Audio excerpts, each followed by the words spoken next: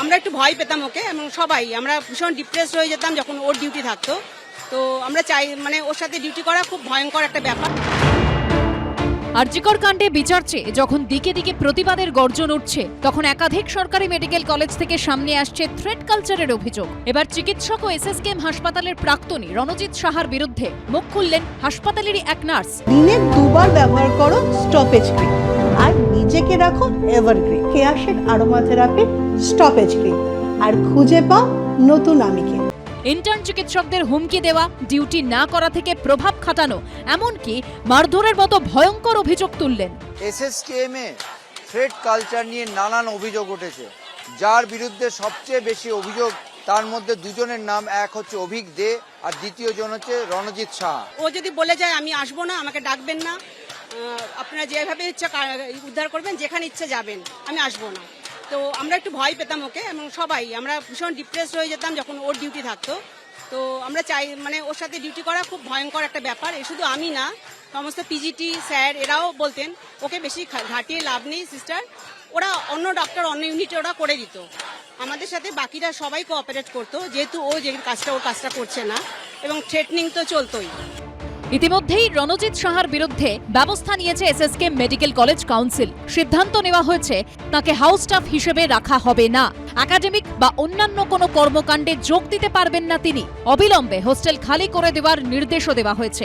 আমাদের একজন মেয়ে, একজন আউটসাইডার ডক্টর একটা পেশেন্টের হিস্ট্রি শিট দেখতে চেয়েছিলেন, যেটা কখনোই দেখানোর কথা না, সেটা আইন মেনেই সেই আমার সেই বোন, ছোট বোন, ও এটা প্রোটেস্ট করেছিল, ডক্টরকে দেখতে দেয়নি। তো তার জন্য ও প্রায় 15-16 জন আউটসাইডার ডক্টরকে নিয়ে এসে সে সময় থ্রেট করেছিল, এবং প্রচণ্ড গন্ডগোল হয়েছিল। এরকম তো হয়েছেই, আলটিমেটলি ওর তো কোনো শাস্তিই হয়নি রিটেন দেওয়ার পরেও, বরঞ্চ যে মেয়েটি প্রোটেস্ট করেছিল আইন মেনে, তাকেই ওখান থেকে সরিয়ে দেওয়া হলো। যদিও চিকিৎসক রণজিৎ সাহা সমস্ত অভিযোগ উড়িয়ে দাবি করেছেন জুনিয়র ডাক্তারদের একাংশের মদতে তার বিরুদ্ধে কুৎসা রটানোর চেষ্টা করা হচ্ছে। এ বিষয়ে এসএসকেএম কর্তৃপক্ষের সঙ্গে যোগাযোগ করা হলে তারা কোনো প্রতিক্রিয়া দিতে চায়নি। জুনিয়র ডাক্তার ও ইন্টার্নদের হুমকি, শাসানি দেওয়ার অভিযোগে উঠেছে আরজিকর মেডিকেলের প্রাক্তন অধ্যক্ষ সন্দীপ ঘোষ ঘনিষ্ঠ অভিক দে ও বিরূপাক্ষ বিশ্বাসের বিরুদ্ধেও।